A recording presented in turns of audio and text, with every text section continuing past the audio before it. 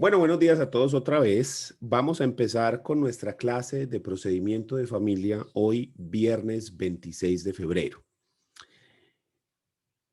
Como lo hemos mencionado, esta materia va a ser un recuento por lo que es el procedimiento civil, en específico sobre el área de familia, muy seguido a lo que es el Código General del Proceso. Entonces, si fuéramos a decir que te vamos a tener un libro guía, será el Código General del Proceso, seguido por el Código Civil, obviamente, y el Código de Comercio cuando haga sus veces. Vamos entonces a empezar hablando de lo que es la jurisdicción de familia, porque antes de meternos en materia de los diferentes temas, es muy importante que nos quede claro cuál es la jurisdicción de familia, quiénes son los entes encargados de resolver y de decidir los conflictos dentro del derecho de familia y las personas o los funcionarios que ayudan con esa jurisdicción. Entonces vamos a empezar por ese primer tema. La jurisdicción de familia sería nuestro primer tema. Aquí haciendo un homenaje muy pobre a nuestro amigo Kelsen, tenemos esta pirámide de la jurisdicción de familia. Pero hay que dejar claro que en la cúspide de esta pirámide está la Corte Constitucional. No porque la Corte Constitucional sea el tribunal de cierre. El tribunal de cierre de la jurisdicción de familia es la sala civil de casación civil y de familia de la Corte Suprema de Justicia. Este es el tribunal de cierre. Entonces, ¿por qué la Corte Constitucional está aquí un escaloncito por encima? Perdón. Por las decisiones de constitucionalidad y las sentencias de unificación que la Corte profiere. Cuando se generan estas decisiones de constitucionalidad o de unificación, estas hacen parte del bloque de constitucionalidad y se vuelven obligatorias para todos los jueces. Pero no solo eso, sino que básicamente desde la creación de la Corte Constitucional con la Constitución de 1991 hasta el día de hoy, los avances más fuertes en derecho de familia, con muy contadas excepciones, los ha hecho es la Corte y no el legislador.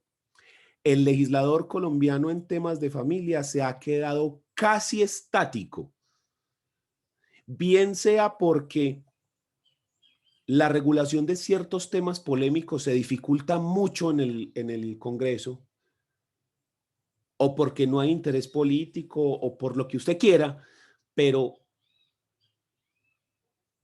en materia de familia, la última gran norma que se ha hecho fue el Código de Infancia y Adolescencia y el esperpento que se hizo con la ley 1996 de las, ¿cómo se llama eso? Que cambiaron las interdicciones, ay, hombre, no me voy a acordar cómo es que lo llaman la 1996.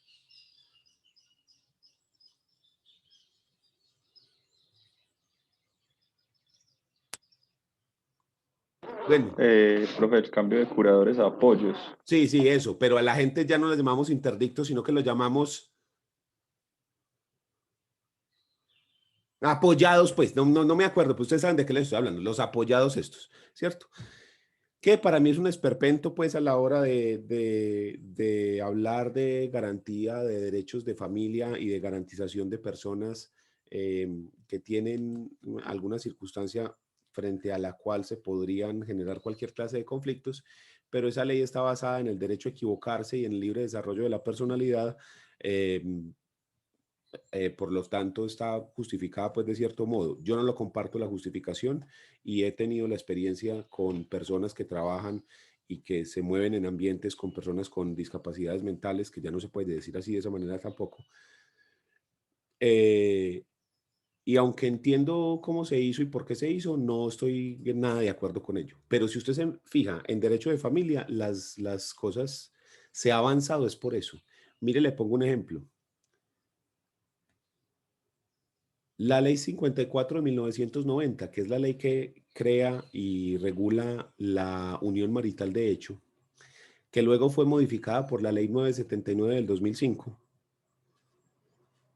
Se crea la unión marital de hecho, que eso fue un boom, ¿sí? Incluso a nivel latinoamericano, porque no existía otra figura más que el matrimonio. O usted estaba en matrimonio o tenía un concubino o concubina, nada más. Pero esos concubinatos no tenían ningún reconocimiento legal ni generaban ningún derecho o ninguna obligación entre los concubinos. Entonces, la creación de la unión marital de hecho, mal llamada por la gente, o mal llamada no, comúnmente llamada por las personas alejadas del derecho unión libre, se crea esa figura de que si usted no está casado, pues, pero vive con alguien, vive en unión libre. Pero sin embargo, eso solamente estaba concebido para parejas heterosexuales. Solo hasta la sentencia C-075 de 2007 se establece la unión marital de hecho para parejas del mismo sexo.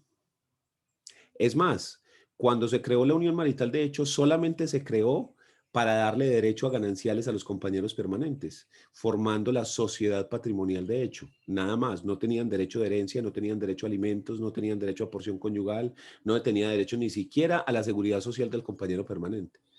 Y fue la Corte Constitucional la que hizo extensivos esta clase de derechos. La afiliación a la seguridad social del compañero permanente, la pensión de compañero permanente sobreviviente, la vocación hereditaria del cónyuge, del compañero permanente, perdón. Entonces hablamos de que el compañero permanente también tiene vocación hereditaria, también puede ser heredero en el segundo y tercer orden hereditario. Hablamos de que el compañero permanente también tiene derecho a porción conyugal en el primer y segundo orden hereditario, ¿sí? Y que también pueden ser parejas del mismo sexo. Y después viene la sentencia SU 214 de 2016, donde se establece el matrimonio igualitario, para que el artículo 113 no se lea como que el matrimonio es un contrato celebrado entre un hombre y una mujer, sino que se lea el matrimonio es un contrato celebrado entre dos personas. La adopción por parte del compañero permanente. Después la adopción de parejas homosexuales. Entonces, miren cómo es la Corte Constitucional la que ha tirado línea y la que ha creado los grandes avances en materia de derecho de familia.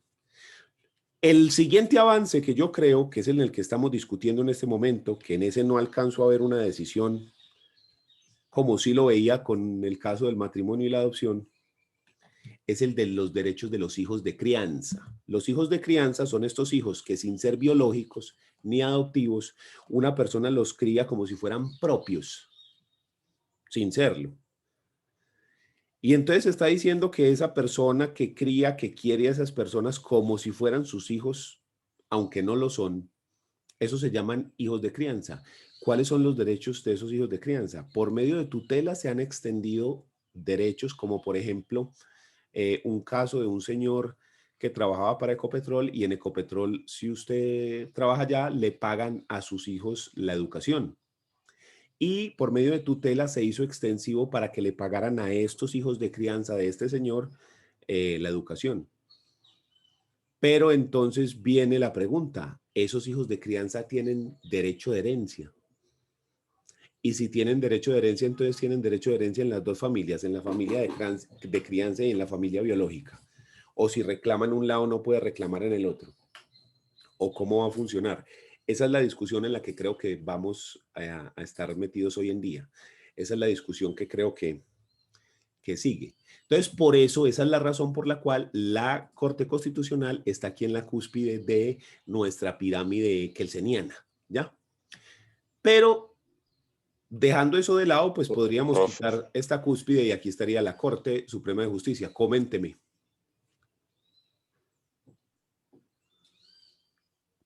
ya que habló de los compañeros permanentes, cuando a una sucesión confluyen la compañera permanente y la cónyuge, acción conyugal, se calcula una y se divide entre dos y se les da, o a cada una se les da una porción conyugal independiente. ¿Cómo Tenemos es ese dos tema ahí? teorías ahí. Tenemos dos teorías ahí.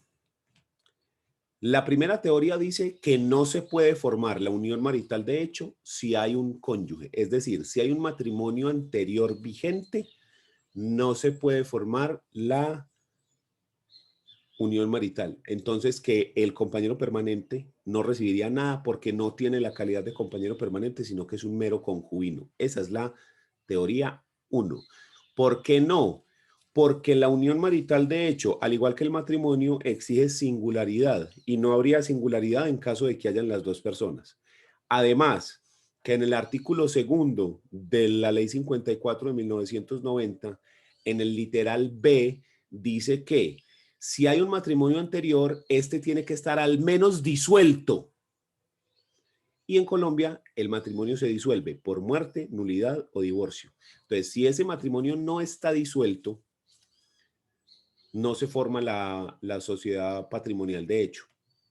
Según esta teoría, aplicando la literalidad del artículo segundo, literal B de la Ley 54 de 1990.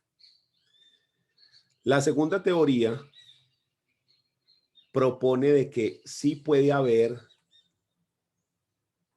concurrencia de sociedad patrimonial con sociedad conyugal. Pero esa concurrencia también tiene dos teorías. La primera es, la persona sí estaba divorciado, pero no había liquidado sociedad conyugal. Entonces tenemos que liquidar las dos. Si la persona ya estaba divorciado, forma una unión marital de hecho, no se ha liquidado la sociedad conyugal y se muere, entonces la porción conyugal solamente le corresponde al compañero permanente. En ese caso le llamamos porción marital. El cónyuge no tendría derecho a nada más que a lo que le corresponda por gananciales que se debe liquidar antes de hacer la sucesión. Y al compañero permanente vamos a liquidar también su sociedad patrimonial y le vamos a dar herencia si llegare a tenerla según el orden hereditario y le vamos a dar porción conyugal si considera que esa es mejor que optar por gananciales y herencia. ¿Sí? Entonces, dependiendo de donde nos ubiquemos y dependiendo del caso específico, vamos a resolver la duda, ¿cierto? Entonces, la visión mayoritaria es la primera, de que no pueden concurrir. Yo creo que sí podrían llegar a concurrir, sobre todo por la forma o por la clave en la que está redactado ese artículo segundo de la Ley 54 de 1990, que empieza con dos palabras, se presume. Y cuando en Colombia se dice que se presume, existen dos clases de presunciones, las presunciones de hecho y las presunciones de derecho. Las presunciones de derecho no admiten prueba en contrario, no se pueden desvirtuar. Las presunciones de hecho sí se pueden desvirtuar. Y esas presunciones de hecho que se pueden desvirtuar quiere decir ¿qué? ¿Qué es una presunción? Una presunción es que la ley dice, yo voy a dar por probado, por demostrado algo. Si usted me demuestra, si usted me demuestra esto, yo presumo que esto sí pasó. Entonces la ley 54 de 1990 llega y dice, si usted demuestra que tiene una convivencia singular, permanente e ininterrumpida por un lapso no inferior a 2 años, yo presumo que se formó la unión marital y la sociedad patrimonial. Y además se dice, siempre y cuando no tenga impedimento legal para contraer matrimonio, es decir, estar casado, o si tiene impedimento legal, que es el literal B, que ese matrimonio haya sido disuelto al menos 1 año antes de iniciar la convivencia. Pero la vuelta es que dice se presume. Y si dice se presume, primero que todo es una presunción de hecho, porque las presunciones de derecho son taxativas, tienen que estar en la norma de manera expresa. Tiene que decir se presume de derecho. ¿Ya? Y aquí no lo dice, entonces es una presunción de hecho. Y cuando hay presunciones de hecho, se puede desvirtuar. Entonces la ley lo que me está diciendo es, yo voy a dar por demostrado, yo voy a presumir que existe la unión marital de hecho si usted me demuestra 2 años de convivencia. Usted demuestra los 2 años y la ley presume todo lo otro. Que había una convivencia afectivo-sexual donde las personas compartían techo, lecho y mesa, que tenían una comunidad de vida, que se identificaban como familia entre ellos y frente a la sociedad, que tenían un conjunto de metas juntas, que lo que pensaban era formar una familia y demás. La ley presume todo eso. ¿Listo? Pero ¿y entonces qué pasa con esa palabra? Cuando usted dice se presume, para mí lo que dice es, yo la presumo en estos dos casos. Si no estás en ninguno de esos dos casos, me tenés que demostrar que hubo una unión marital de hecho. Y la carga de la prueba la tenés vos. ¿Sí? Artículo 167, si no estoy mal, del Código General del Proceso. Quien persigue la aplicación de una norma jurídica tendrá que demostrar o tiene la carga de demostrar los supuestos de hecho de esa norma que persigue.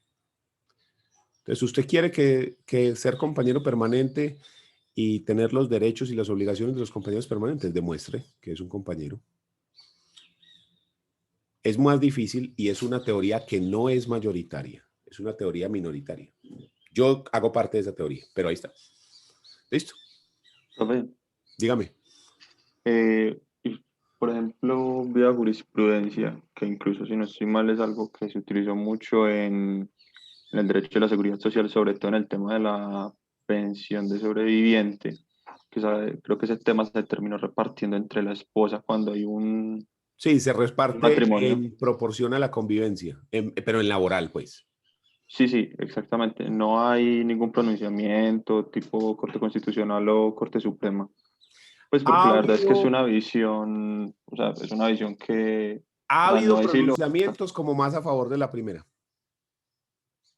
pero no hay una sentencia de unificación que diga, vea, la vuelta es así, tan. No, eso no. Eso sí no lo ha habido. Debería haberlo porque genera problemas. Lo que pasa es que genera problemas a las personas inquietas con el tema como yo. Pero para casi todo el mundo está muy claro que usted solamente puede ser compañero permanente si tiene una convivencia permanente, singular e ininterrumpida por mínimo 2 años. Es más, está tan intronizado esto que la gente hoy en día piensa que usted es compañero permanente a los 2 años y la gente lo tiene súper claro y la realidad no es esa. Usted es compañero permanente desde el día 1 que se fue a vivir juntos. Lo que pasa es que a los 2 años se presume que se formó. Entonces, ¿puedo ser compañero permanente con un día? Sí, pruébelo.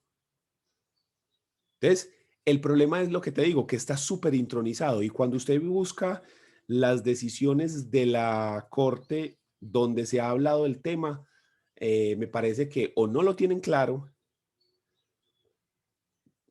o no lo manejan bien o el bruto es uno, pues. Yo creo que el problema es legislativo. Yo siempre me quejo, y lo van a ver alrededor de esta clase, de la forma como se hacen las leyes en Colombia, porque la redacción de las mismas genera muchos problemas. La forma como están redactadas las leyes en Colombia genera muchos problemas. Yo me lo banco con el Código Civil, porque el Código Civil es de 1887, pero ni siquiera eso. Ese código fue copiado del Código Civil de 1855, y ni siquiera eso, ese mismo fue copiado del Código Civil francés de 1804. Y ni siquiera eso, de ese se copió del Digesto Pandictas y del Corpus Juris Civilis de Justiniano y de las 12 partidas, y mejor dicho. Entonces, con el Código Civil yo me lo banco, porque eso viene desde hace, no, pues, miles de años. Pero con el Código General del Proceso sí soy totalmente crítico.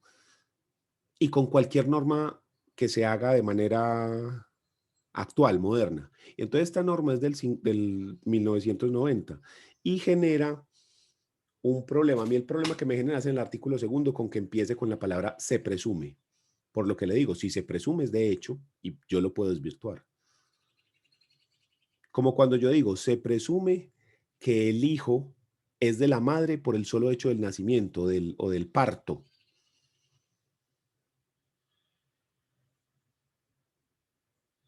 ¿Será que una madre puede dar a luz un niño que no sea su hijo? Sí, hoy en día con alquiler de vientre, sí. Ah, pero la ley dice que es de esa mamá solo por el hecho de haber nacido. Entonces yo puedo desvirtuar esa presunción, claro.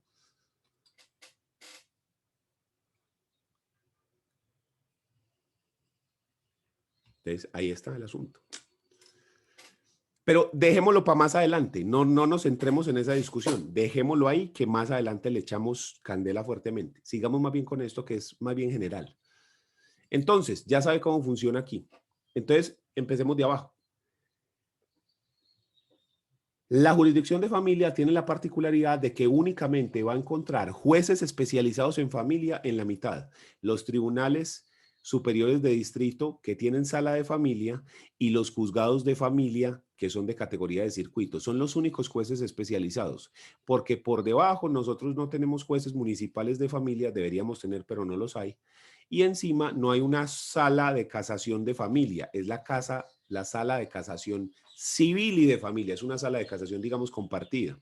Y pues la Corte Constitucional no la metemos ahí, por lo que ya les dije que no es tribunal de cierre.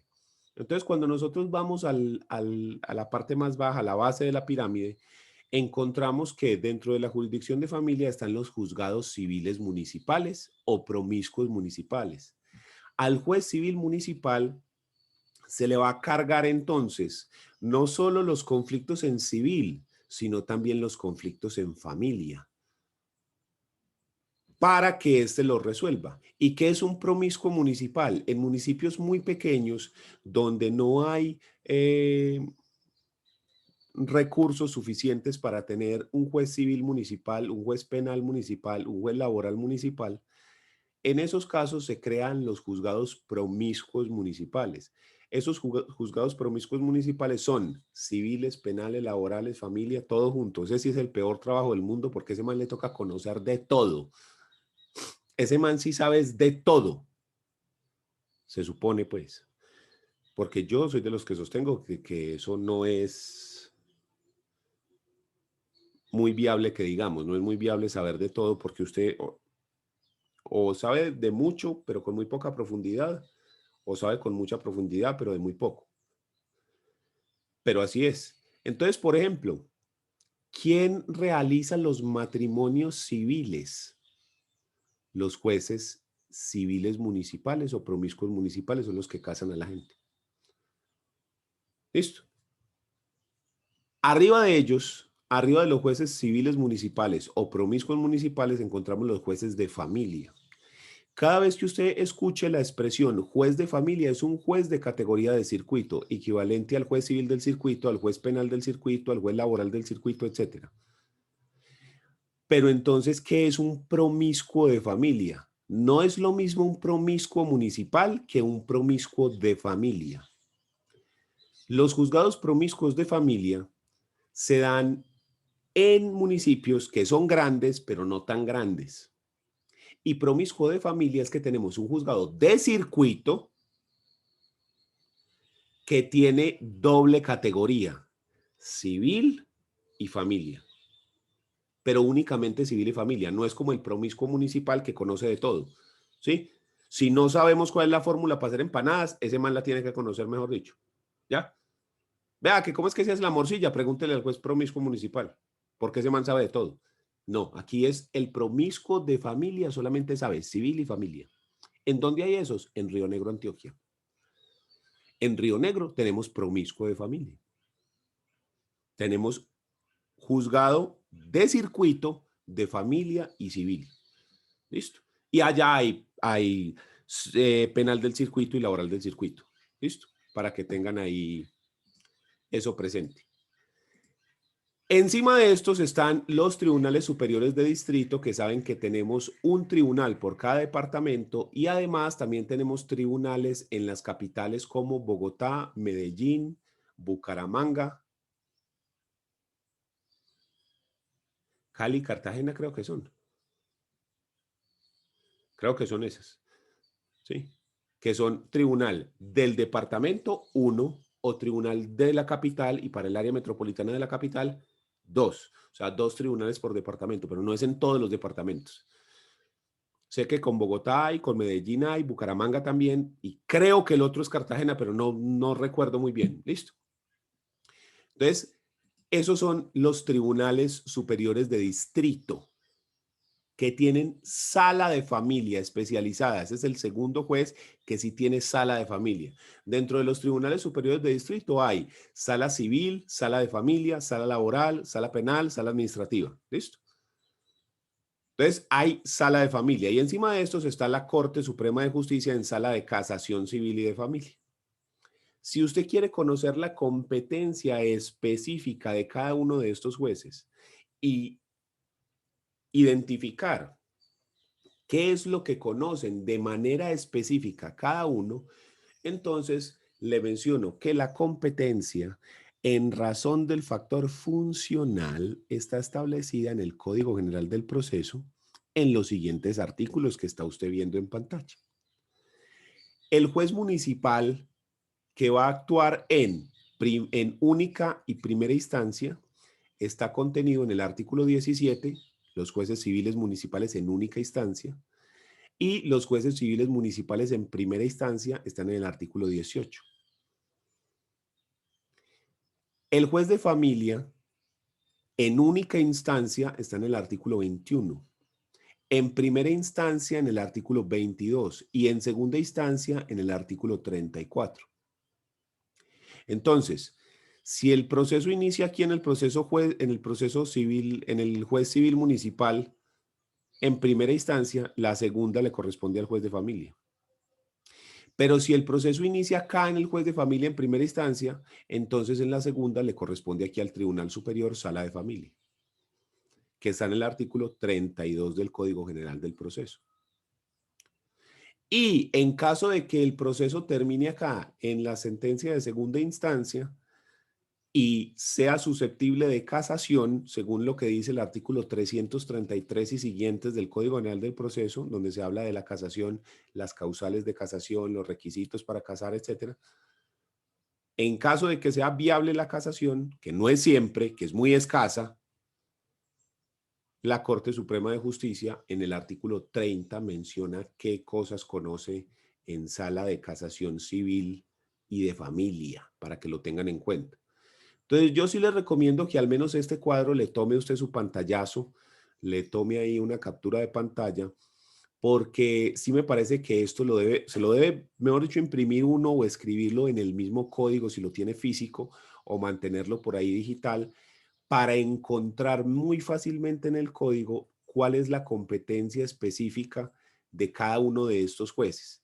Y dentro de esos diferentes artículos, usted encuentra cuáles son los conflictos específicos que deben resolver o que conocen estos juzgados. ¿Sí? Entonces, usted quiere saber quién conoce de X o Y proceso. Usted se viene para estos artículos y aquí le dice, por ejemplo, vea, competencia de los jueces civiles municipales en única instancia.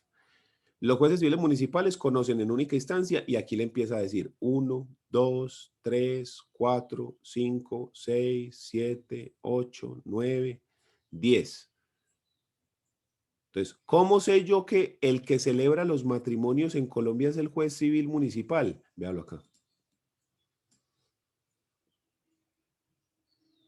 ¿Qué más conocen en temas de familia? Vea la sucesión en los procesos de mínima cuantía, véala aquí. Y así, en todos estos artículos se nos menciona en los diferentes puntos numerales la competencia específica. Entonces, yo sí le voy a solicitar de que usted le dé una leída al menos a todos estos artículos para que nos hagamos una idea de qué es lo que conocen específicamente los jueces ahí en estos puntos. Teniendo en cuenta que aquí en este caso, como estos son jueces civiles también, usted va a encontrar procesos de familia y procesos civiles dentro de esas listas.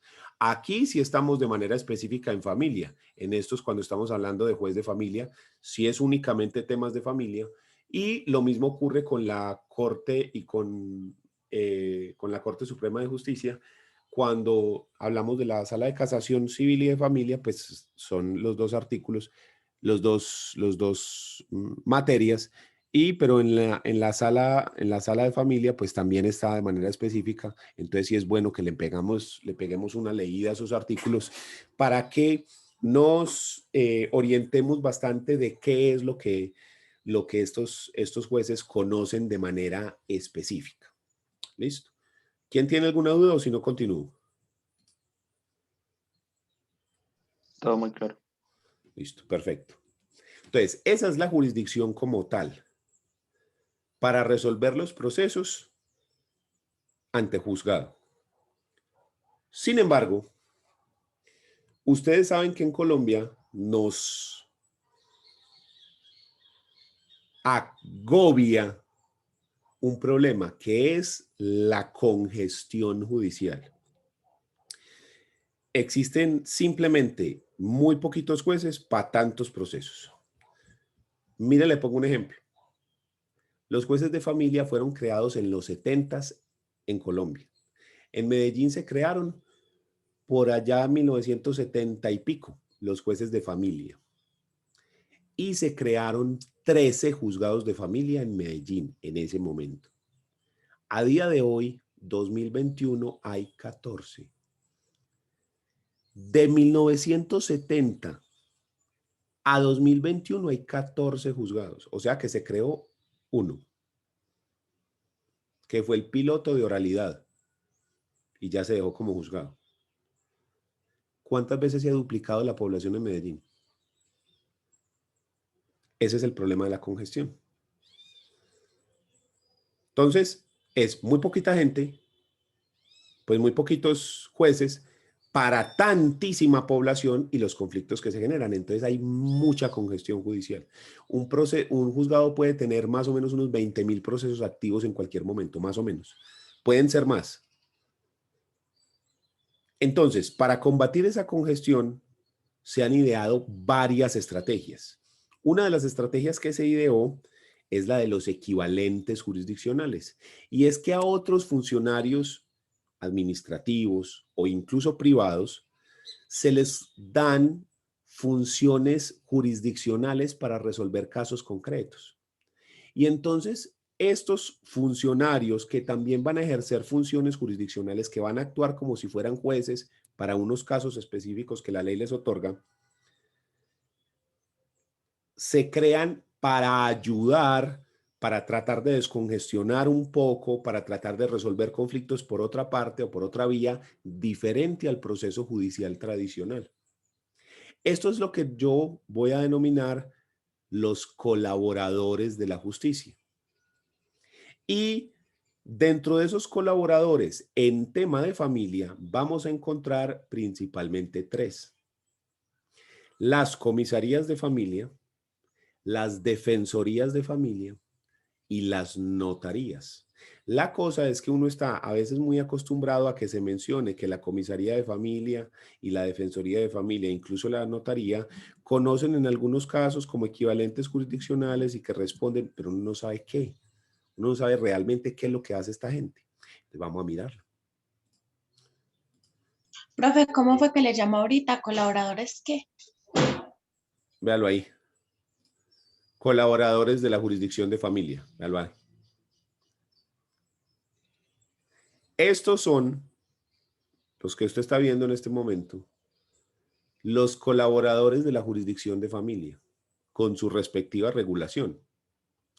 Entonces tenemos a las notarías que actúan como equivalentes jurisdiccionales porque en las notarías se pueden resolver casos y esa resolución que se hace por escritura pública equivale a una sentencia, hace tránsito a cosa juzgada, presta mérito ejecutivo, por ejemplo en los divorcios, la liquidación de sociedad conyugal, entre otros. Entonces, las notarías también ejercen funciones jurisdiccionales para resolver algunos casos según el decreto 960 de 1970 y según la ley 1069 del 2015. E incluso en el Código General del Proceso, en la parte final, también se le da a los notarios la competencia para conocer de algunos procesos. Específicamente les muestro aquí, si no estoy mal, es en el 600, ¿qué? 627, 657, es para que veas.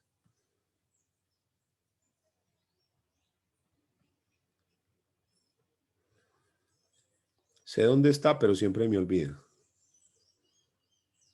Se me olvida el artículo 617. Mírenlo acá, del mismo Código General del Proceso. Aquí se le, con el Código General del Proceso, que es la Ley 1564 del 2012, se le delegaron a la notaría incluso más funciones para tratar de sacar más cosas del juzgado y que los lleven a la notaría. Entonces, mira que aquí se habla de que sin perjuicio de lo establecido, de la competencia establecida en este código, los notarios podrán conocer, tramitar a prevención los siguientes asuntos: autorización para enajenar bienes de incapaces, declaración de ausencia, inventario solemne de los bienes de menores de edad, custodia del hijo menor, declaraciones de constitución, disolución y liquidación de sociedad patrimonial de hecho y de existencia y cesación de efectos civiles de la unión marital, declaración de bienes de la sociedad patrimonial, cancelación de hipotecas en mayor extensión, solicitud de copias sustitutivas de las primeras o que prestan mérito ejecutivo, correcciones de errores de los registros civiles, cancelación y sustitución del patrimonio de familia inembargable. Todos estos que están en este artículo 617 son algunos de las cosas que conoce la notaría como equivalente jurisdiccional. Lo que está tratando el código es de sacar más cosas y pasarlas a las notarías. Hay más notarías que juzgados. Por ejemplo, en Envigado hay 2 juzgados de familia y notarías hay 3. Hay más, ¿cierto? Entonces, eso hace que haya, tratando de sacar procesos de los juzgados. Entonces, por eso los llamamos equivalentes jurisdiccionales, en el sentido que la decisión que toman por escritura pública equivale a una sentencia jurisdiccional, presta mérito ejecutivo y hace tránsito a cosa juzgada. Entonces, tenemos a las notarías como primeros de estos. Y es muy común que las personas se divorcien en notaría, se casen en notaría, constituyan testamentos en notaría, se haga la sucesión en notaría. Esas son cosas muy comunes que hay en Colombia. Segundo, las comisarías de familia, según la ley 1098 de 2006, artículo 83, o las leyes 1542 del 2012 y 1959 del 2019. Estas leyes le confieren la potestad a las comisarías de familia de actuar en diferentes casos que ya enseguida los vamos a mirar uno a uno para que ustedes lo tengan presente. Y así como existen las comisarías de familia, existen otra entidad que generalmente se confunde y que parece que fueran la misma, pero no lo son, que son las defensorías de familia, que también están reguladas por la ley 1098, pero esta es por el artículo 79. En el otro es por el artículo 83, este es el 79. Listo. Los centros de conciliación, porque al crearse la ley 640 del 2001, se establece que antes de demandar en un proceso, se debe iniciar o se debe intentar la conciliación previa y que solo en la medida en la que no se pueda conciliar o de que la persona no asista a esa audiencia de conciliación, el demandado, que en este caso todavía no es demandado sino citado, solo en el evento de que no se pudo conciliar porque no hubo acuerdo o porque la persona no fue, podemos pasar al proceso jurisdiccional. Pero en cualquier momento se puede hacer una conciliación extrajudicial por fuera del juzgado para tratar de resolver el conflicto. Entonces, los centros de conciliación también son equivalentes jurisdiccionales porque esa acta de acuerdo conciliatorio equivale a la decisión de un juez y presta mérito ejecutivo y hace tránsito a cosa juzgada. ¿Listo? Los consultorios jurídicos de las universidades donde estudiantes van a ejercer como abogados de personas de bajos recursos que cumplen unos requisitos específicos, siempre y cuando sean procesos de mínima cuantía, ¿sí? Pero los consultorios jurídicos que permiten, primero, la gran mayoría, por no decir todos los consultorios jurídicos, tienen centro de conciliación también.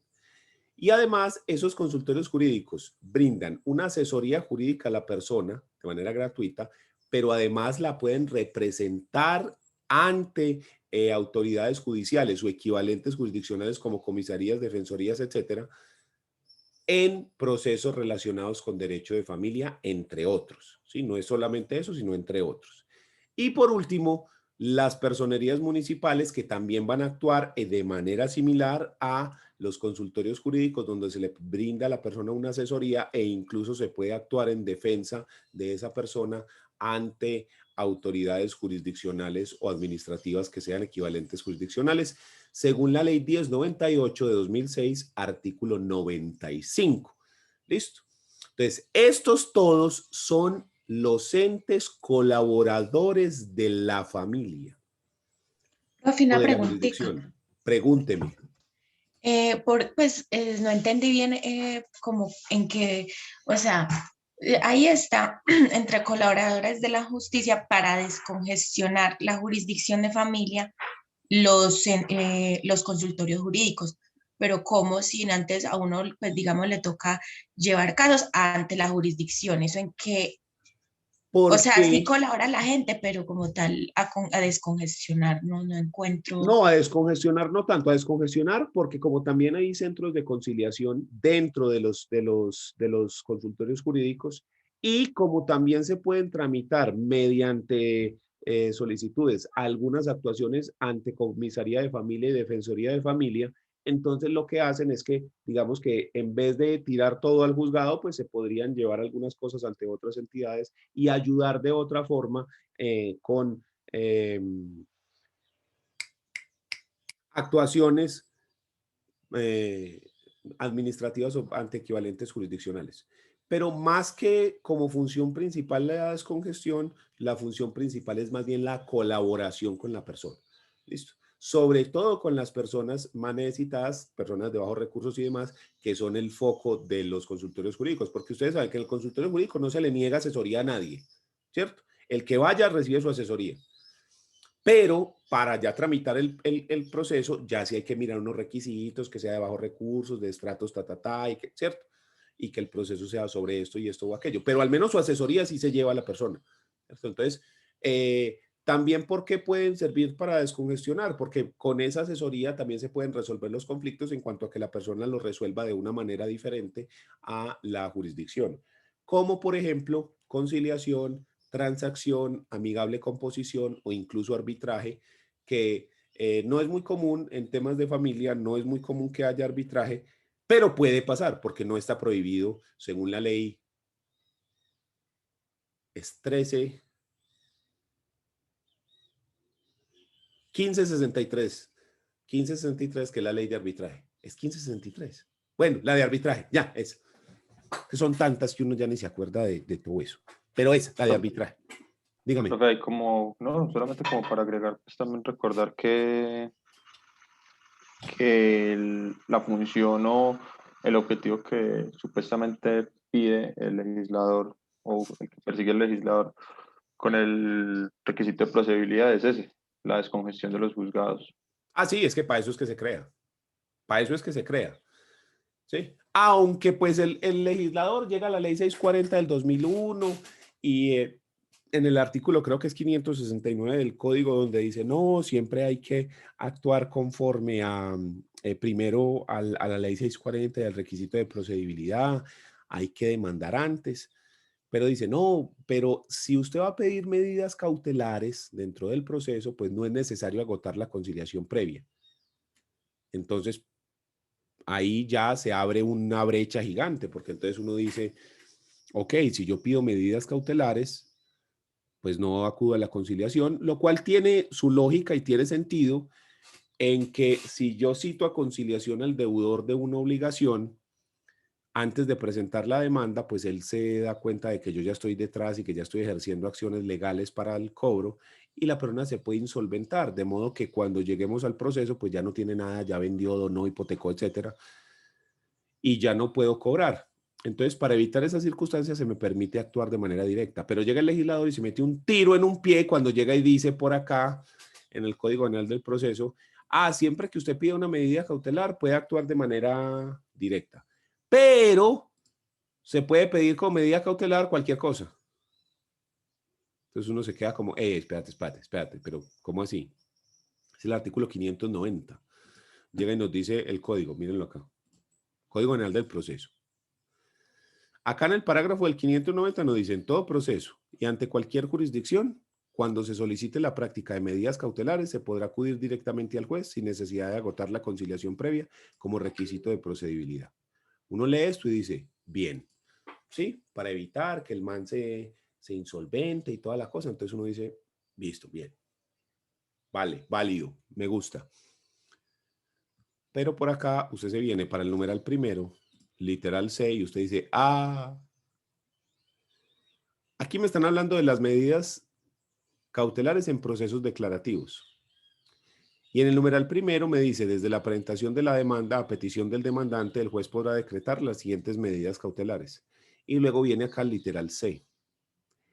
Cualquier otra medida que el juez estime razonable para la protección del derecho objeto del litigio, impedir su infracción o evitar las consecuencias derivadas de la misma, prevenir daños, hacer cesar los que se hubieran causado o asegurar la efectividad de la pretensión. Esto es lo que se denomina por la doctrina las medidas cautelares innominadas, que no tienen nombre, o medidas cautelares indeterminadas. Según estas medidas cautelares, según este inciso, se puede decretar como medida cautelar cualquier cosa que el juez considere razonable para proteger lo que dice ahí. Entonces, si yo puedo pedir cualquier cosa como medida cautelar, ¿dónde queda la conciliación previa? Porque si yo pido medidas cautelares, no tengo que hacer conciliación previa. Y si puedo pedir cualquier cosa como medida cautelar, ¿dónde quedó? El legislador se disparó en un pie. Crea la conciliación previa como método de solución de conflictos alterno, pero con la idea de descongestión. Entonces lo establece como requisito de procedibilidad, que antes de demandar tengo que hacerlo, para que la mayoría de esos conflictos pasen por ese primer filtro y muchos de ellos se resuelven ahí. Pero llega y me dice, pero si pedís medidas cautelares no tenés que demandar. Ok, pero puedes pedir cualquier cosa con medida cautelar. Gracias a Dios, la gente no le para muchas bolas a este artículo, no sabe muy bien, o no lo interpreta bien, o no lo han leído bien, o no lo manejan bien. Pero básicamente lo que nos está diciendo es que usted puede pedir lo que le dé la gana, y cuando pida cualquier pendejada, lo que sea, ya puede actuar directamente. Eso es lo que nos está diciendo el juez. Pero bueno, el código, perdón. Sí, lo que dice Camilo, y lo que hace el litigante es buscar una medida cautelar, la que sea. Por ejemplo, en el divorcio, las residencias separadas, en los casos de alimentos, fijar una cuota alimentaria provisional, en fin, dígame. Pero bueno, pues sí, eso que decías es muy cierto, porque pues yo trabajo con unos amigos y prácticamente lo primero que siempre me dicen es, busque la medida cautelar, porque pues, es más fácil usted sentarse una tarde a buscar una medida cautelar que ir al centro de conciliación, pagar una plata, esperar 10 días a que le programen la audiencia, esperar el resultado de la audiencia, tener que preparar la audiencia más fácil. Se siente una tarde, busca la medida cautelar y sale. Profe, pero te quería preguntar algo puntual. Es que a mí hace ya pues unos semestres en el consultorio, cuando tocamos el tema de las comisarías de familia, pues nos habían explicado que los comisarios tenían pues esa facultad de fijar cuotas provisionales de alimentos cuando se trata pues de menores. Pero también hace como 1 o 2 semanas me habían dicho que eso como que había cambiado, como que una sentencia, algo se habían pronunciado sobre eso. Hasta Te quería donde yo preguntar sé, si conocías algo del tema. no, hasta donde yo sé, tengo la misma información que vos. Me acabo de desayunar que eso lo hayan cambiado. Hasta donde yo sé, lo que pasa es esto. En las comisarías de familia se pueden hacer conciliaciones sobre cuotas alimentarias.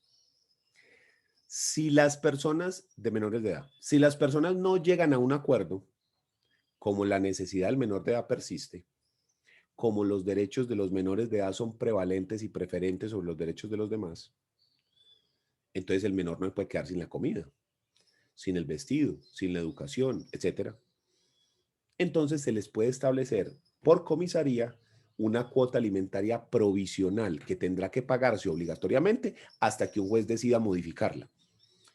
Eso es lo bueno de hacer las conciliaciones de alimentos en comisaría de familia, que si no hay acuerdo, le fijan una. Pero no sé si había una modificación nueva, pues, o muy moderna, porque pues hasta donde yo he leído y hasta donde me ha tocado a mí ejercer en ese tema, el conciliador puede hacerlo. Si hay una modificación, es muy nueva.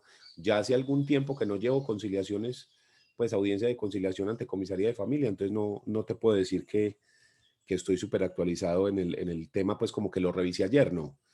Pero hasta donde yo sé, no conozco pues esa modificación. Si la Listo, conoces o algo, nos la pasas, la compartimos y la miramos a ver qué tal. listo, de una, perfecto. Entonces, estos son los colaboradores, vamos a verlos, vamos a ver qué es lo que hacen cada uno, porque es que es muy bacano cuando uno le explican y le dicen tan, tan, tan, tan, tan, y luego después usted llega a la casa y, qué chévere, comisarías, defensorías, y llega un caso concreto, la mamá, la prima, el vecino, y le pregunta tal cosa, y usted dice, ay, men, ¿eso dónde se hace? ¿En la comisaría o en la defensoría? ¿Sí? Entonces, para evitar eso, miremos efectivamente qué es lo que conocen. Empecemos primero por las notarías y luego después nos vamos con las otras. En las notarías, ¿de qué se encargan las notarías? En temas de familia, pues, ¿cierto? Primero que todo, los registros civiles. Ahí se llevan los registros civiles de nacimiento, matrimonio, divorcios, porque cuando hay divorcio hay que registrarlo en el registro civil de nacimiento y cancelar el registro civil de matrimonio. Entonces, divorcio. No es que haya un registro civil de divorcio, no, sino que se hacen los registros correspondientes cuando hay lugar a divorcio. Unión marital y defunción. Con la unión marital, ¿qué ocurre? La unión marital, por la ley, no está considerada como un estado civil. Los estados civiles tienen una reserva legislativa en cuanto a que solo pueden ser creados, modificados o extinguidos por la ley. Pero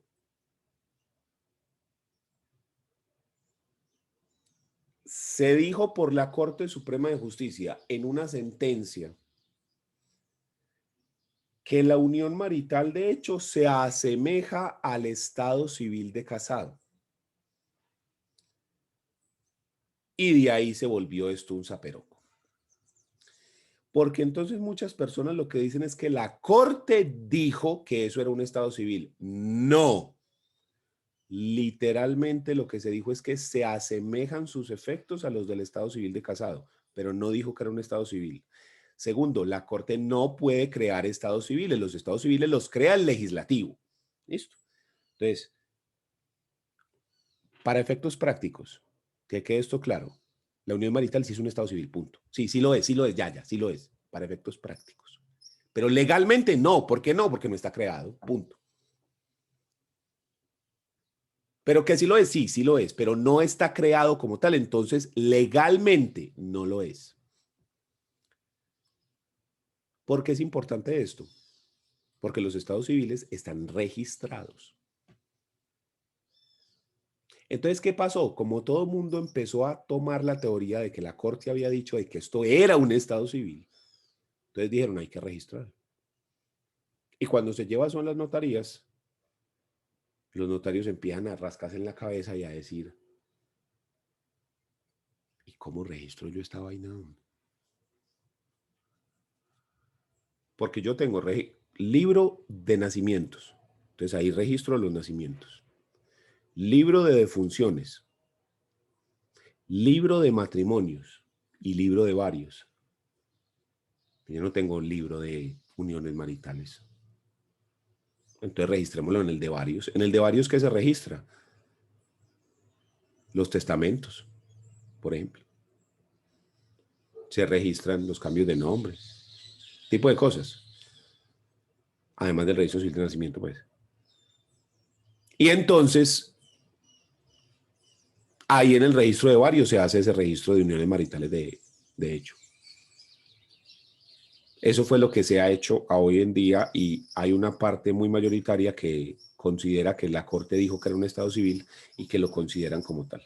Yo lo considero que no, porque si nosotros tenemos una regla que dice que los estados solamente pueden ser creados, los estados civiles, solo pueden ser creados, modificados o extinguidos por el legislativo, pues es el legislativo el que lo tiene que crear, no la Corte. Pero bueno, ahí les dejo esa, entonces vamos a tomarlo como que sí, listo.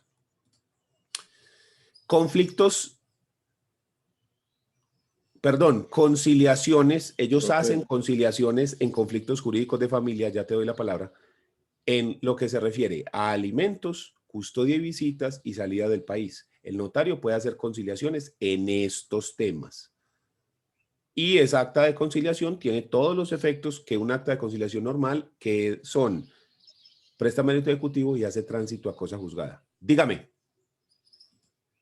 Eso de registrar la unión marital es equivalente a declararla por mutuo acuerdo ante No, notario. no. Lo que pasa es que Cuando se crea la ley 54, después en el 2005 en la ley 979, se dice que la declaración de unión marital de hecho, para tener prueba de ella, de que la unión marital de hecho exista, se hace por medio de 3 documentos. Primero, una escritura pública donde los 2 compañeros permanentes declaren la existencia de la unión marital de hecho. Entonces, esa se llama escritura pública de constitución de unión marital. Primer documento.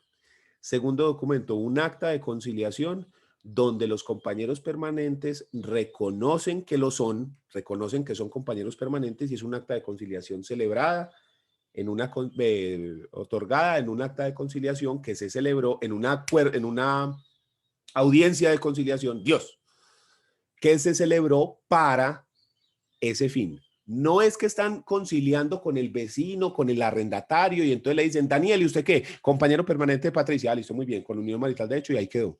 No, es que los 2 compañeros se citan a conciliación para ese tema específico, listo. Entonces, en esa acta de conciliación queda que son compañeros permanentes. Y el tercero es la sentencia declarativa de unión marital de hecho. Esos son los 3 documentos que la ley 979 del 2005 establece como prueba de la unión marital. Entonces, ¿usted cómo demuestra que tiene una unión marital de hecho? Si tiene alguno de los 3 documentos. Si no los tiene, entonces tiene que conseguirlos. O tiene que hacer una conciliación, o tiene que hacer una escritura pública, o le toca demandar. ¿Listo? El más común es demandar. Pero después de esa sentencia, donde se dijo que es un estado civil, entonces se dijo, no, ¿cuál que esos 3 documentos? Lo que necesitamos es un registro civil. Si es un estado civil, entonces necesitamos es un registro civil. Entonces empezaron a exigir los mismos jueces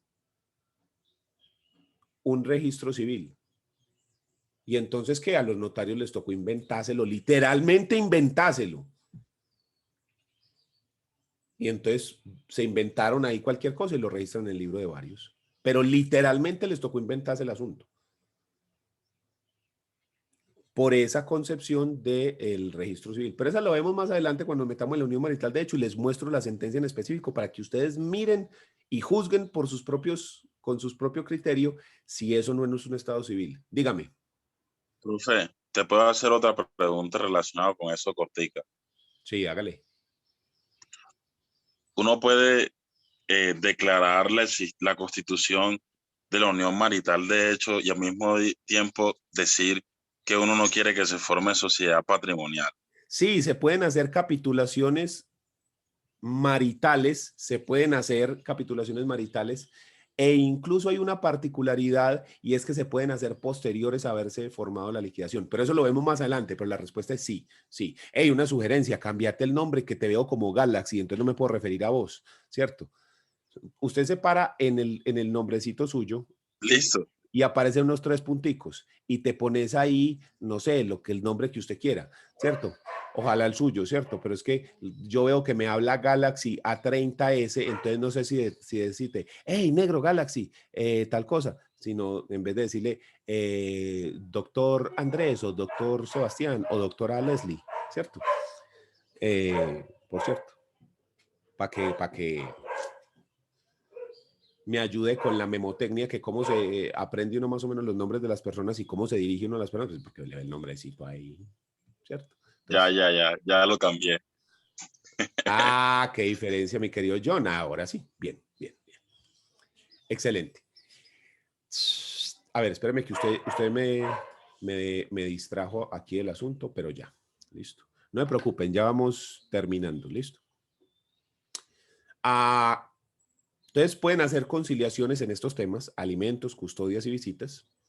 También se refieren a los asuntos de afectación a vivienda familiar, de inmueble a vivienda familiar, afectación y levantamiento de la vivienda familiar, y lo mismo con la constitución del patrimonio de familia inembargable, para constituir el patrimonio de familia y levantar el patrimonio. Rápidamente, ¿cuál es la diferencia entre ambos? El patrimonio de familia inembargable es una protección en la cual cogemos una bolsita de 250 salarios mínimos. Y en esa bolsita de 250 salarios vamos a proteger los bienes, pueden ser uno o varios, que constituyen el patrimonio de la familia. Por ejemplo, un taxi, por ejemplo, una tienda, y la familia vive de eso. Siempre y cuando quepa en esa bolsita de 250 salarios mínimos, lo podemos proteger, ese patrimonio. ¿Listo? ¿Y qué es la vivienda? La afectación a vivienda familiar, que la vivienda de la familia donde viven es inembargable y está protegida para evitar que tiren a la familia a la calle. Porque todos tenemos en la familia, sí o no, alguna historia de el abuelo, el tío, el no sé quién. En la familia todos tenemos la misma historia de que el abuelo, el tío se lo bebió. Que usted va pasando por un pueblo, finca, morro o cualquier parte de la geografía colombiana y le dicen, todo esto era de su abuelo, todo esto era de su tío, ¿sí o no? Esta finca, todo eso era de su tío, pero lo perdió todo. Se lo bebió, se lo quitaron unos socios, o se lo fumó, o lo jugó. Todos tenemos esa historia. ¿Es o no es cierto? ¿Sí o no? Todos hemos pasado por alguna parte de la geografía colombiana donde nos dice, mira, todo eso era de la familia. Y uno dice, hombre, pero en Colombia hace 100 años todos éramos millonarios, ¿o qué? Porque siempre en la familia hay alguien así, siempre, siempre. Sí, señor. Eso no es cierto. Realmente es que sí era un conflicto muy común, que la gente tenía su casa, su finca, su lo que sea, y se la bebían, se la jugaban. Pero ¿cómo así que se la bebían? Men, la hipotecaban y el pago de la hipoteca se lo fumaban, o lo apostaban, o lo que sea. Y se perdía esa cosa y entonces la familia le tocaba irse y les tocaba irse a vivir a cualquier parte, ¿cierto? Entonces, para evitar que cojan una familia entera y la tiren a la calle, entonces se creó la protección a vivienda familiar, en la cual la vivienda se vuelve inembargable y se protege el lugar donde viven. Pero este no tiene costo, no tiene límite de precio. O sea que yo puedo proteger la casa de J Balvin que vale por ahí 1 o 2 millones de dólares, sí. Si ahí es donde vive él con su familia, y más que está esperando niño, por cierto, se puede proteger. Nota, si usted no sabe quién es J Balvin, salga de vez en cuando, pues, o sea, el COVID hay que cuidarse, pero hay que salir y leer de vez en cuando alguna cosa, pues, okay. Hombre, que es que a mí no me gusta la música. Pues no le puede que le gustar, pero el man es famoso y, hombre, ¿qué daría yo? ¿Qué daría yo por llevar un divorcio o sucesión en la familia de J Balvin? Espectacular, ojalá me escuche. ¿Sí o no? ¿Usted imagina ese divorcio, un divorcio de J Balvin? ¿Qué hacemos con el avión, señor José? Porque se llama Álvaro José o José Álvaro. ¿Qué hacemos con el avión? ¿Se queda usted con él o su cónyuge? Recordemos que el avión tiene un valor de, ¿cuánto estará hoy en día? 20 millones de dólares. Entonces, ¿qué? Lo repartimos 10 y 10, lo vendemos. Usted sabe que ahí voy yo pues con el 20%, ¿sí o no? Entonces, o sea, a mí me toca como un ala más o menos. ¿Qué hacemos con el avión? No, pero antes de hacer cualquier cosa, señor José, o sea, es totalmente necesario desde el punto de vista jurídico, tenemos que ir a Miami en el avión. O sea, es algo que es jurídico, está en la ley, vea, está aquí en el artículo, ¿sí o no? ¿Qué hiciera un hombre, por Dios? Ay, el Phantom es de ese man. Ay, lo vi en estos días. El Rolls Royce Phantom es de ese man, no sabía. Yo conozco la camioneta de él. Sí, no, incluso él tiene una canción en la que dice que se baja del avión y va directo para el carro. Ay, no te puedo creer, porque en estos días venía yo bajando del llano, que estaba en un picnic por allá, y venía bajando con mi esposa por el Escobero, y casi mato a mi esposa de un susto, porque yo, mira un Rolls Royce. Y mi esposa está en embarazo y todo, y como, se me va a venir esta muchachita, por Dios, ¿qué están diciendo? ¿Cierto? Porque yo soy loco por los carros y yo vi ese carro y dije, pero como un Rolls Royce, estoy viendo un Rolls Royce aquí en Medellín, pues increíble. He visto los Ferraris de él y los Lamborghinis y la camioneta también, pero no sabía que ese carro era de él.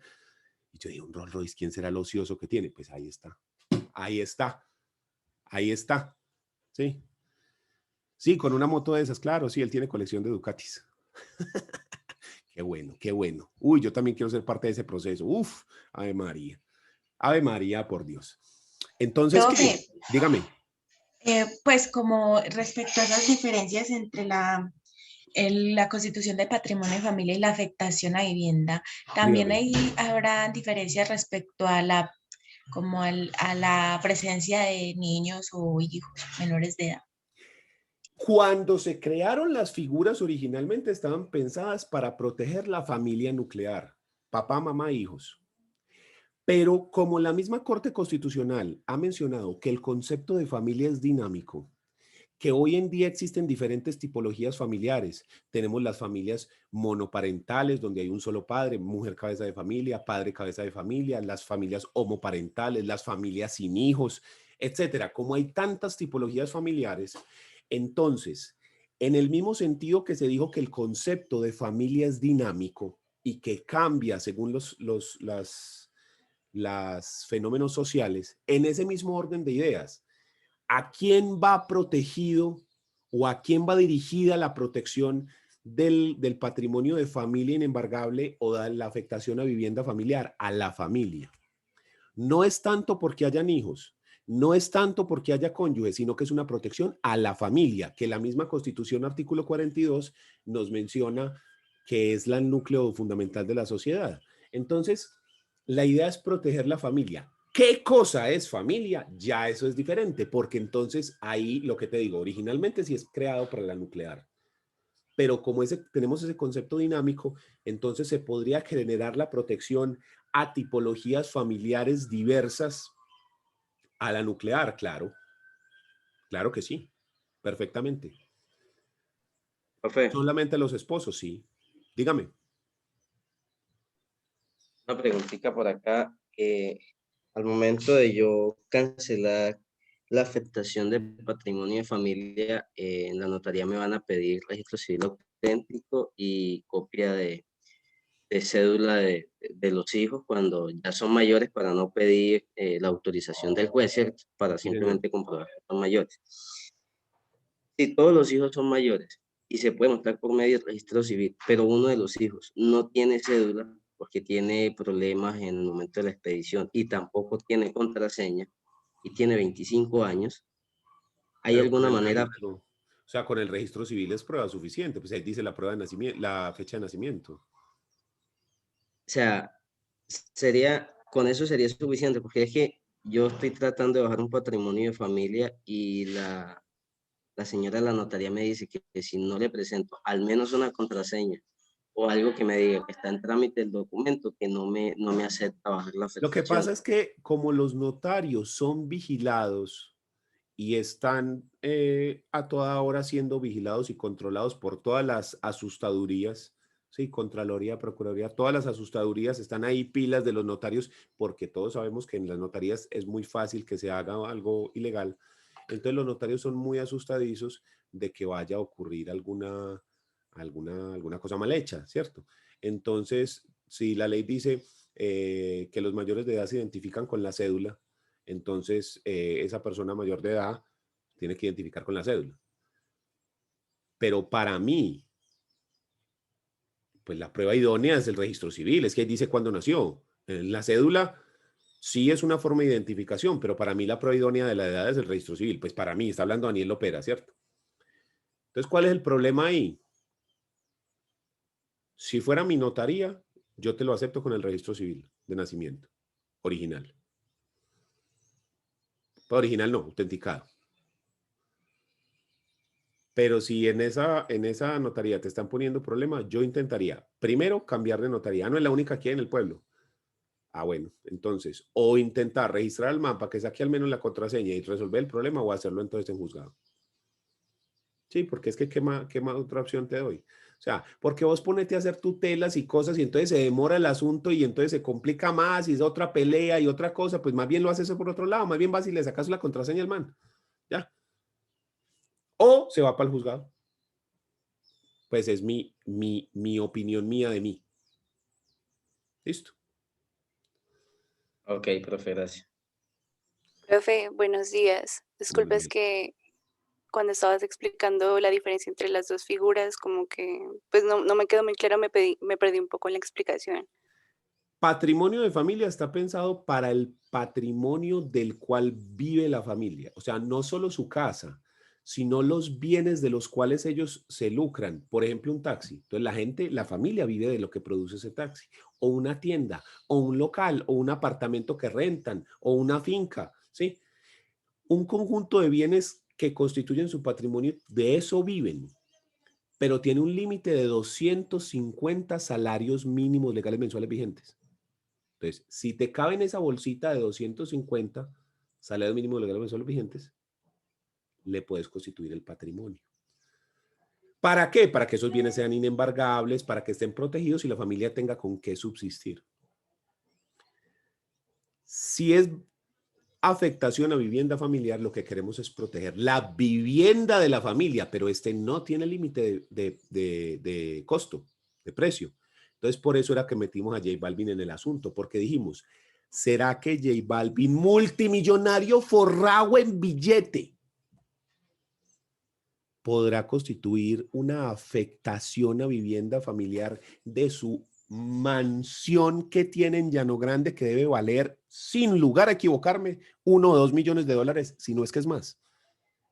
Sí, la respuesta es sí, sí puede constituir una afectación a su vivienda familiar. ¿Pero podrá constituirle patrimonio de familia? No, men, es que eso se pasa así. O al Rolls Royce. O a la camioneta, la Mercedes, que debe ser el más pichurrio que tiene de los carros y vale como 650.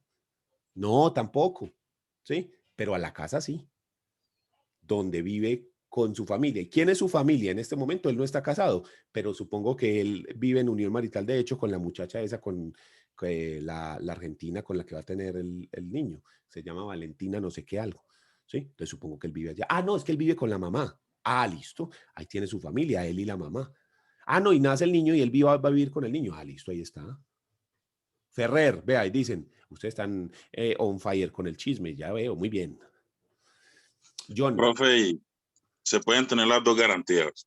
Sí, claro, las dos garantías, pero sería una pendejada redundar en el mismo bien, o sea, sería una pendejada constituir las dos sobre la misma casa. Lo ideal sería, sobre la familia tenemos la afectación y sobre la tienda, el taxi, el local, ¿sí? El otro apartamento que rentamos, el patrimonio de familia. Es que la idea está pensada de esa manera, para que protejamos la vivienda de la familia y protejamos el patrimonio con lo que ellos viven. Listo. Muchachos, vamos a dejar ahí por hoy. Vamos a terminar la clase, grabarla y montarla en YouTube. Y estén pendientes del correo en el spam o del WhatsApp que les digo cuando esta semana reponemos la primera clase. ¿Listo? Profe, disculpa, ¿te puedo hacer una pregunta antes de cerrar? Claro. Cortica. Sí. ¿Cómo se constituye la afectación a vivienda? En escritura pública se constituye la afectación a vivienda. Es más, por ley, cuando usted compra una casa, le preguntan, ¿usted quiere constituir, le preguntan cuál es su estado civil? Y si usted es casada y esa es su casa, le afectan la vivienda per se, de una. O por escritura pública vos la puedes constituir. Por ejemplo, usted se va a pasar de casa, entonces usted solicita que se levante la medida sobre la casa que tenía antes, se levanta la medida y luego se pasó a otra y se constituye ahí. Obviamente hay que ser el propietario de la casa, tener el derecho real de dominio. ¿Quién tiene que tener el derecho real de dominio? Cualquiera de los familiares de la casa. Y se le conoce a esta también como la ley de la doble firma, porque está pensada para que los dos cónyuges tengan que firmar, así el titular del derecho real de dominio solo sea uno de ellos, así el bien sea propio y no social, pero al necesitar la doble firma, que es el otro cónyuge, lo que hace es tratar de proteger a la familia. Necesitar la doble firma, ¿para qué? Para solicitar el levantamiento. ¿Ya? Y se puede solicitar el levantamiento en juzgado o en notaría. Dígame. Una última cosita, es que dijiste que cuando hablaste de la doble firma, hablaste de los cónyuges, ¿cierto? Pero dijiste que también se puede hacer, pues, constituir esa afectación a vivienda familiar cuando mi familia son, por ponerte un ejemplo, mi mamá y mi hermana. Ellos son mi familia, yo puedo afectar la casa.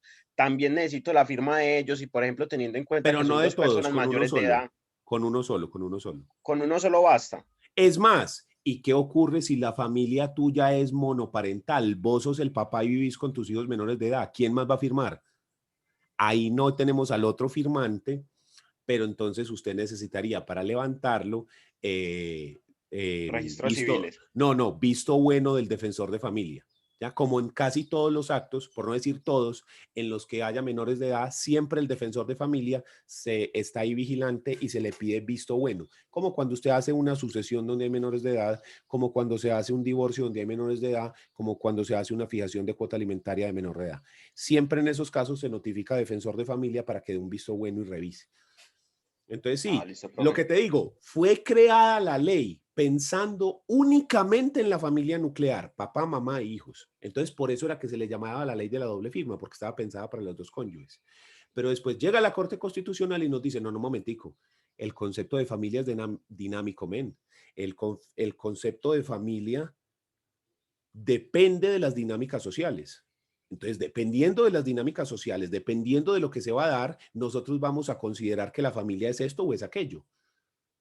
Porque entonces tenemos en Colombia una cantidad enorme de madres cabeza de familia y padres cabeza de familia. ¿Y entonces en ese caso qué? ¿Y entonces en ese caso qué? Sí, entonces esa gente que necesita una especial protección, jodidos, no pueden constituir la familia porque no tienen un cónyuge. Pues sí, es que precisamente por eso es que necesitan la especial protección, ¿sí? Entonces, esas son las cosas que hizo la Corte Constitucional, donde nos declaró ese concepto dinámico de familia. Pero si quieren, lo analizamos más adelante. ¿Listo? Muchachos, muchas gracias por la atención prestada. Nos vemos entonces la próxima clase. Ya saben que ahorita, pues, unas 2 o 3 horitas, está montado en el canal de YouTube, en la lista de reproducción que va a decir Procedimiento de Familia UDA 2021. Chao, se me cuidan. Profe, venga, una preguntita luego, profe. final. ¿Esta clase hasta qué horas va a durar más o menos? Pues, ¿qué horario tiene? Hasta las 8. Hasta las 8 va a ¿De durar. 2 horas? Sí, porque yo tengo otras clases. En este momento voy para clase de sucesión testada en la Universidad de Envigado. Listo, profe. Muchas gracias.